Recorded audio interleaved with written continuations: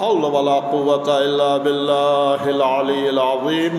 أعوذ بالله من شر الشيطان اللعين الرجيم. بسم الله الرحمن الرحيم. الحمد لله رب العالمين والعاقبة للمتقين والجنة للموحدين والنار للعاصين. ثم الصلاة والسلام على سيدنا ونبينا وحبيبنا حبيب إله العالمين أبي القاسم محمد. اما بعد، یا ایها الذین آمنوا اوصیکم عباد اللہ ونفسی بتقوى اللہ. اتقوا اللہ فإن خیر الزاد التقوى.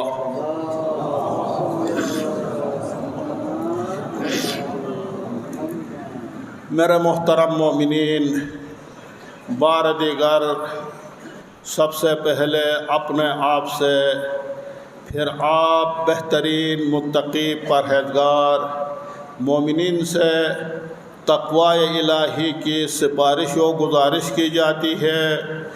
ہمیشہ زندگی کے ہر پہلو میں تقوی الہی کو اپنائیے، اور یہی تقوی الہی بہترین توشہ آخرت ہے. میرے محترم مومنین،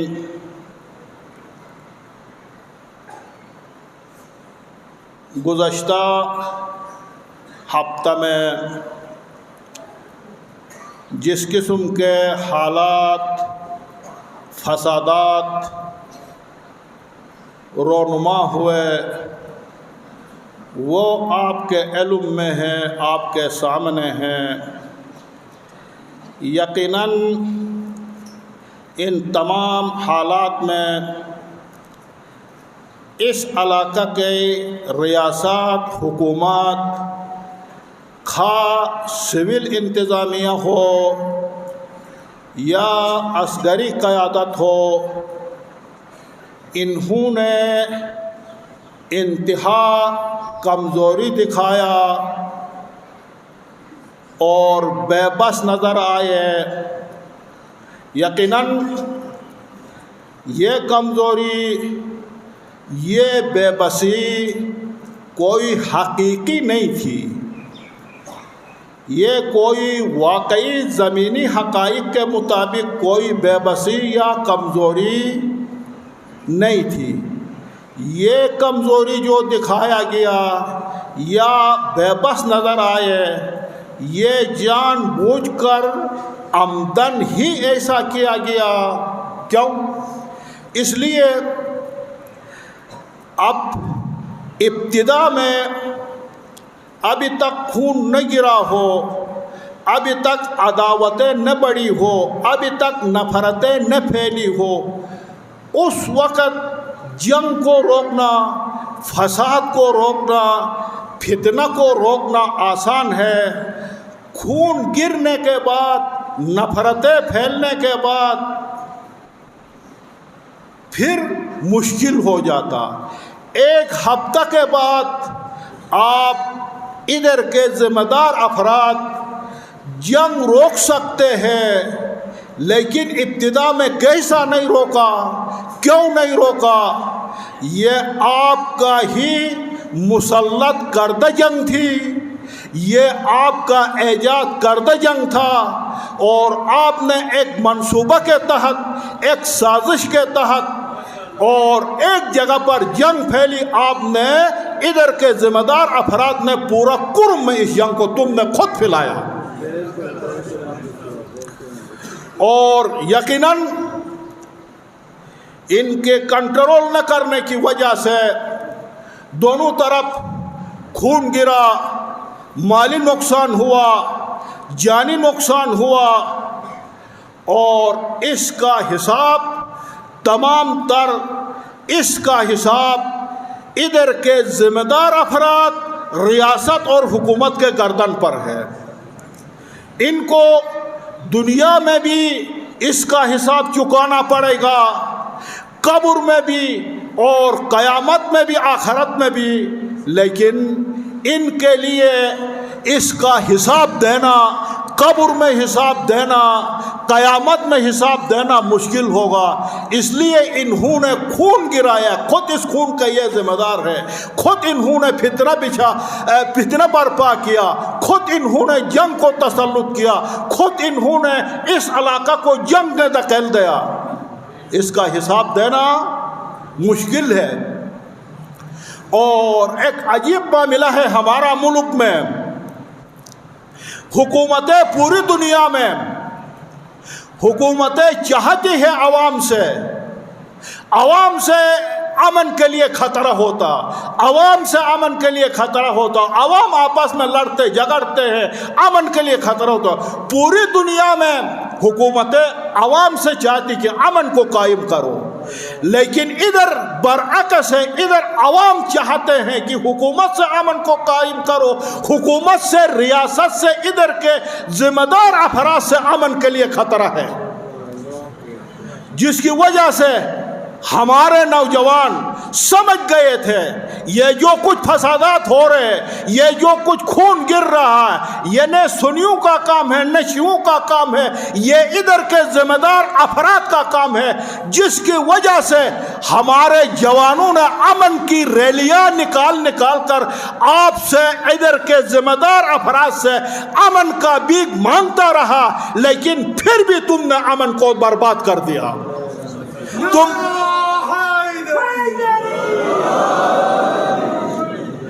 تم نے پھر بھی ملت اسلامیہ کے اوپر رحم نہیں کیا، پھر بھی تم نے اس علاقہ کے اوپر رحم نہیں کیا، پھر بھی تم نے پاکستان کے اوپر رحم نہیں کیا۔ آپ نے خون گرایا، آپ نے امن کو برباد کیا، آپ ہی ذمہ دار افراد ہو اس پورا کہانی کے۔ اور یقیناً اس جنگ میں نہ انہوں نے جنگ کو مسلط کیا، جنگ کو ہوا دیا گیا، اس علاقہ کو جنگ میں دھکیل دیا گیا، بلکہ پوری سرکاری مشینری شیعوں کے خلاف استعمال ہوئی، سرکاری مشینری شیعوں کے خلاف استعمال ہوئی۔ ہمیں شواہد ملے، ٹینک کے ذریعے سے شیعوں کے اوپر گولہ باری ہوئی، ٹینک کو چلایا گیا، اور شہر کے اوپر میزائل گرائے گئے۔ یہ تو سرکار، ادھر کے ذمہ دار افراد فریق بن گئے واویلا پاکستان کے مستقبل پر۔ ذمہ دار افراد ایسے ہو، یہ آپ کی پالیسیاں، یہ آپ کی منصوبے، یہ پاکستان کے لیے وحشتناک ہے، پاکستان کی سلامتی کے لیے خطرناک ہے۔ اور شیعہ پاکستان کی سلامتی کے ضمانت ہے، گارنٹی ہے، عوام میں لڑتے بھی ہے، جھگڑتے بھی ہے، حکومت کی، ریاست کی ذمہ دار افراد کی ذمہ داری بنتی کہ وہ روکے اور بغیر کسی امتیاز کے ہر فرقواریت سے بالاتر ہو کر امن کو قائم کرے۔ اور واویلا خود ذمہ دار افراد اس میں کود پڑے اور حصہ دار بن جائے، پاکستان کا کیا حال ہوگا، پاکستان کا مستقبل کیسا ہوگا؟ یقیناً یہ بہت انتہا تشویشناک بات ہے، اور یقیناً آپ تو اس فارمولہ کے اوپر عمل نہ کریں نا، آپ مسلمان ہیں، مسلم ممالک کے آپ ذمہ دار ہو، جو کہتے ہیں لڑاؤ، حکومت کرو، یہ تو انگریز کی پالیسی ہے، یہ اسلام دشمنوں کا پالیسی ہے۔ وہ کہتے کہ مسلمانوں کو لڑاؤ اور حکومت کرو، اور آپ اس فارمولہ کو اپنے عوام کے اوپر اور مسلمین کے اوپر آزماتے ہو۔ یہی آپ کی پالیسیوں کی وجہ سے، آپ کی غلط پالیسیوں کی وجہ سے دیکھیں پاکستان کا حال اقتصادی حوالے سے دیوالیہ ہو رہا ہے، سیاسی حوالے سے عدم استحکام کا شکار ہے، اور ہر آئے دن اپنے ذمہ داروں کے خلاف عوام کی نفرتیں بڑھ رہی ہے، اور خاص کر اس علاقہ میں عوام انتہا تشویش میں ہے، انتہا نفرتیں بڑھ رہی ہیں اپنے ذمہ داروں کے خلاف۔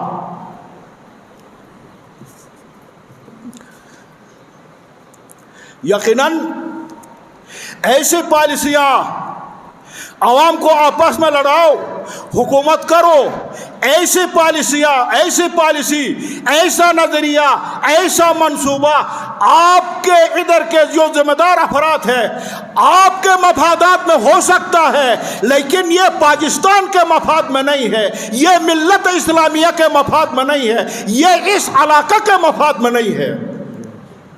یہ تم پاکستان کے ساتھ خیانت کر رہے ہو، امت اسلامیہ کے ساتھ خیانت کر رہے ہو، اس علاقہ کے ساتھ خیانت کر رہے ہو۔ تم نہ کرو ایسی پالیسیاں۔ اس لیے ہمارا مطالبہ ہے ادھر کے اس علاقہ کے جو ذمہ دار افراد ہیں ان کے خلاف تحقیق ہونی چاہیے، ان کے خلاف کارروائی ہونی چاہیے۔ انہوں نے ملت کا خون گرایا، فتنہ کو بپا کیا ہے، اور منبع اس فتنوں کا منبع، اس جنگ کا منبع ادھر کے ذمہ دار افراد ہیں، ان کی خلاف کارروائی ہو جائے اور ان کو نشان عبرت بنایا جائے، ان کا قطرہ قطرہ خون کا ان سے حساب لیا جائے۔ اور یقیناً زیادتی پر زیادتی اتنے مجروح ہوئے، ایک ہیلی کاپٹر ان زخمیوں کو، مجروحوں کو اٹھانے کے لیے نہیں بھیجا گیا۔ کیا ہم آپ سے پوچھتے ہیں یہ ہیلی کاپٹر فقط کسی خاص افراد کی ملکیت میں ہے، عوام کے لیے نہیں ہے؟ کوئی سیلاب آ جائے، کوئی طوفان آ جائے، کوئی مجروح ہو جائے، عوام کی جان بچانی نہیں ہے؟ ادھر زخمی تڑپ کر جان بحق ہوئے، ایک ہیلی کاپٹر نہیں بھیجا گیا، اتنی زیادتی ہے۔ اس لیے ہمارا مطالبہ ہے ان سے حساب لیا جائے، قطرہ خون کا حساب لیا جائے، ان کا محاسبہ کیا جائے، اور یقیناً یہ افراد ادھر کے حق حکومت کھو چکے ہیں، یہ حکومت کرنے کی لائق نہیں ہے، انہوں نے حق حکومت کو کھو چکے ہیں۔ اب چاہیے کہ ان کے ہاتھوں میں ہتھ کڑیاں ہو، یہ سلاخوں کے پیچھے ہونا چاہیے، نہ کرسی کے اوپر۔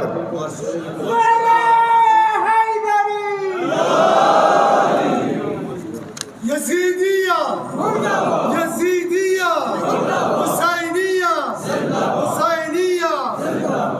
برای تاجیل ظهوری امام زمانہ، پیروزی عالم اسلام و شیعان حیدر کنار، بلند سے بلندتر صلوات۔